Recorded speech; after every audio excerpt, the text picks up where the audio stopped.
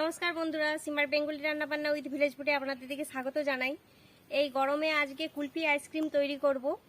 এই কুলফি আইসক্রিমটা কিন্তু বড় থেকে বাচ্চারা সবাই খুব ভালোবাসে। আইসক্রিম মানেই সবাই খুব ভালোবাসে। আজকে এই কুলফি আইসক্রিম কিভাবে বানাচ্ছি পুরো ভিডিওটা প্রথম থেকে শেষ পর্যন্ত দেখবেন। চলুন আগে রান্নাঘরে চলে যাই। এবার এই কুলফি আইসক্রিমের জন্য কি কি নিয়েছি প্রথমে বলে দিই। এখানে আমি গরুর দুধ নিয়েছি 1 লিটার, কাজু বাদাম, আমন্ড বাদাম, পেস্তা বাদাম, কাজু বাদাম বাটা, এলাচ, চিনি আর নিয়েছি আমল দুধ। মালাই কুলফির জন্য কিন্তু যত পরিমাণে ভালো দুধটা হবে মালাই কুলফিটা খেতে কিন্তু তত মজা হবে। আমি এখানে দুধটা দেখুন একদম খাঁটি দুধ নিয়েছি। এবার আমি উনুনটা ধরিয়ে দুধটা গরম করব। উনুনটা ধরে গেছে, উনুনের মধ্যে আমি কড়াটা বসিয়ে দিয়েছি।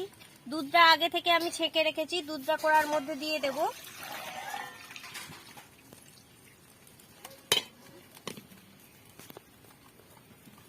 এবার দুধটা ততক্ষণ পর্যন্ত জল করব যতক্ষণ 1 লিটার দুধ হাফ না হয়ে যাচ্ছে। এপাশে দুধটা জাল হতে থাক, আমি ততক্ষণ বাদামগুলোকে একদম ছোট ছোট করে কুচিয়ে নেব।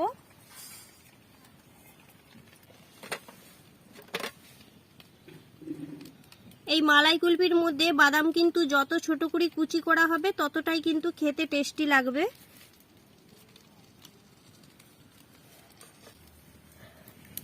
বাদামটা দেখুন আমি কতটা ছোট করে কুচি করেছি, এরকম কুচি করেই সব বাদামগুলো কাটবো। দেখুন বন্ধুরা, দুধটার মধ্যে কতটা পরিমাণে সর পড়েছে, দুধটা ফুটে ফুটে কতটা কমেও গেছে। এবার এর মধ্যে আমি চিনি দেব। আমি এখানে 1 কেজি দুধের জন্য 100 গ্রাম পরিমাণে চিনি নিয়েছি। এবার যে আপনারা যে যার কম বেশি মিষ্টি করে নিতে পারেন।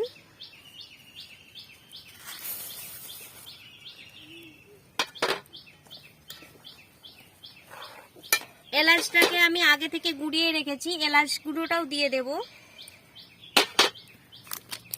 এবার যে আমি আমল দুধ নিয়েছি সেই আমল দুধটাকে দিয়ে দেব।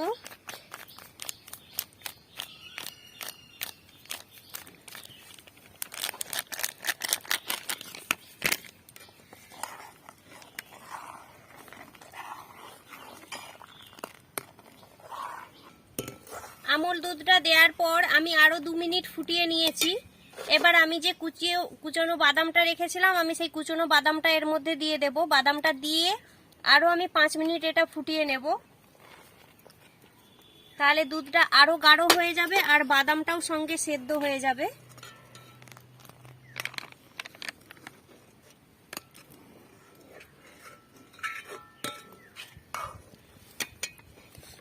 আরো হয়ে গেছে।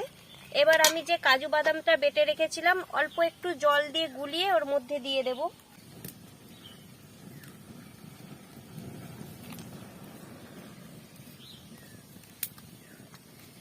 এটা আর 1 মিনিটের মতো ফুটিয়ে আমি নামিয়ে নেব।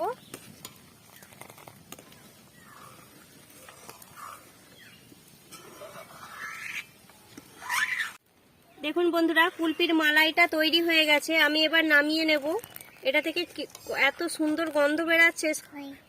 আর আপনারা যদি কেশর ফ্লেভারের করতে চান, এই দুধটা ফোটার সময় 10-12 দানা কেশর এর মধ্যে দিয়ে দিলেই হবে। একটা সুন্দর কালারও আসবে আর কেশরের টেস্টটাও পাওয়া যাবে। এবার এটা আমি নামিয়ে ঠান্ডা করে তারপর মলে দেব।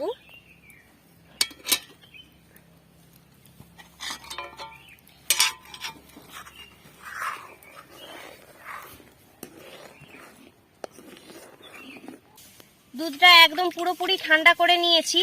এরকম দেখুন, কুলফির জন্য আমি এরকম মোল নিয়েছি। আপনারা যদি মোল না পান চায়ের কাপে বা ছোট কাঁচের গ্লাসেও বসাতে পারেন।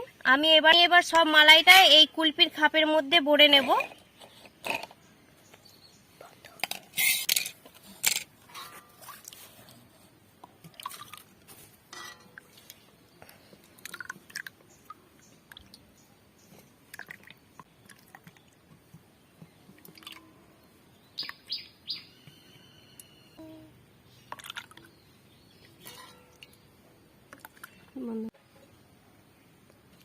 আমার এতটা মালাই রয়ে গেছে, আমি এগুলোকে চায়ের কাপের মধ্যে করব।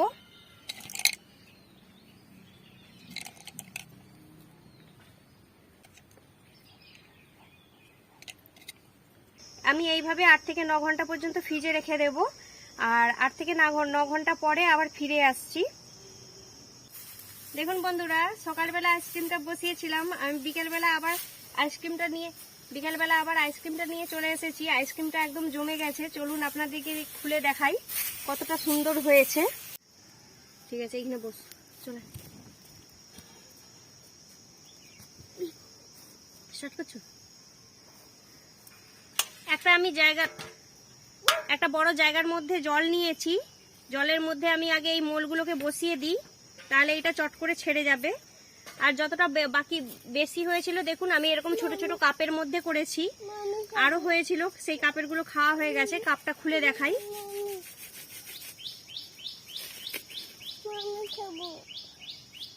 দেখুন কত সুন্দর হয়েছে একদম কাপের গুলো।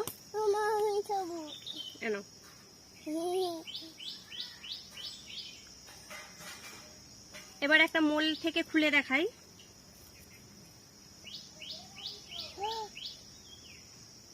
এই দেখুন কত সুন্দর হয়েছে, একদম বাদামে ভরপুর। দোকানে কিন্তু এত বাদাম দেয় না।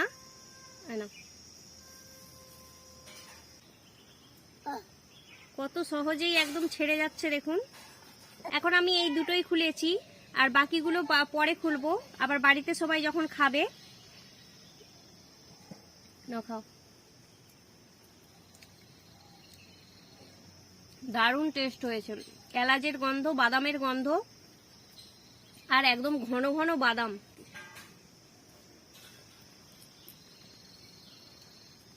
একদম বাদামে দেখুন ভরপুর একবারে।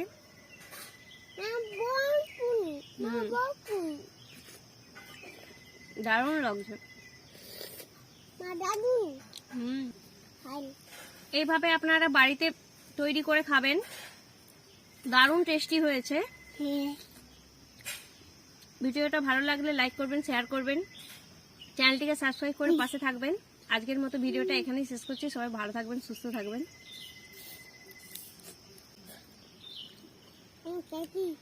টেস্টি, আমার ছেলেও বলছে টেস্টি।